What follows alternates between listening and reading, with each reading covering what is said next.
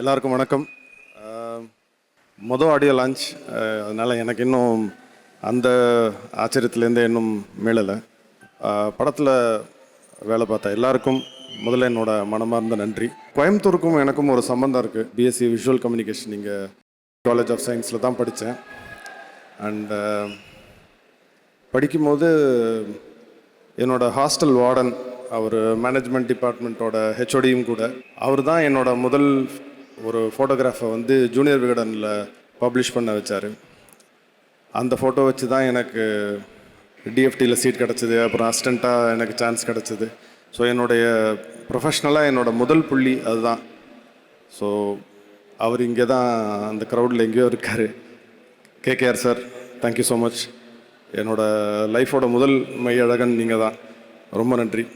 இந்த படம் வந்து இந்த படங்கிறத விட இந்த கதை வந்து ஒரு சிறுகதையாக தான் ஆரம்பிச்சுது.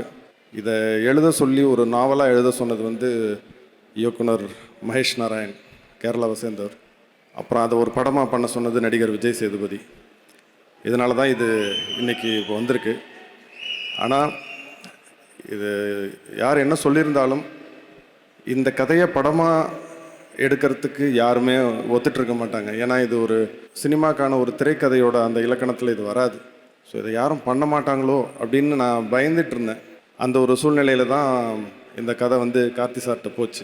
பண்ணுறேன்னு ஒத்துக்கிட்டதுக்கு ரொம்ப ரொம்ப நன்றி.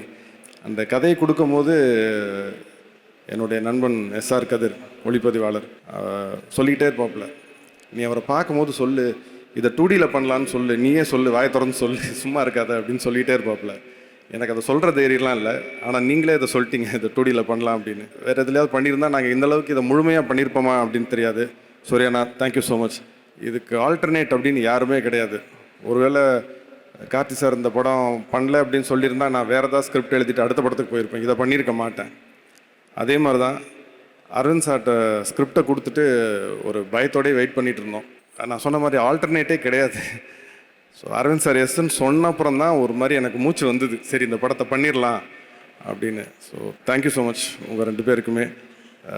ஸோ இந்த படம் இன்றைக்கி இந்த வடிவத்தில் வந்திருக்கிறதுக்கு நீங்கள் 2 பேரும் தான் ஒரு முக்கிய காரணமாக நான் சொல்கிறேன். தேங்க்யூ சூர்யாண்ணா, தேங்க்யூ ஸோ மச்.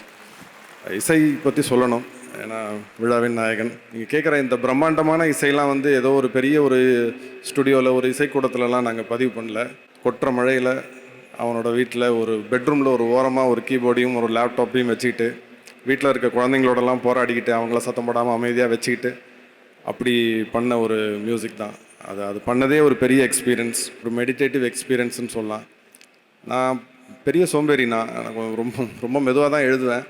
ஆனால் என்னை ஓரளவுக்காவது என்னை வேகமாக எழுத வைக்கிறது என்னென்னா, எழுதி முடித்தா கோவிந்த் வசந்தாவோட உட்காந்து மியூசிக் கம்போசிங்கில் உட்காரலாம் அப்படிங்கிறதுனால தான்.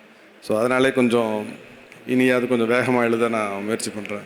இந்த படம் வந்து உறவுகள் பற்றின படம், நம்ம மண்ணை பற்றின படம். ஸோ கண்டிப்பாக அவங்க எல்லாருக்கும் இது பிடிக்கும்னு நம்புகிறேன். கண்டிப்பாக தேட்டரில் வந்து பாருங்கள். நன்றி, வணக்கம்.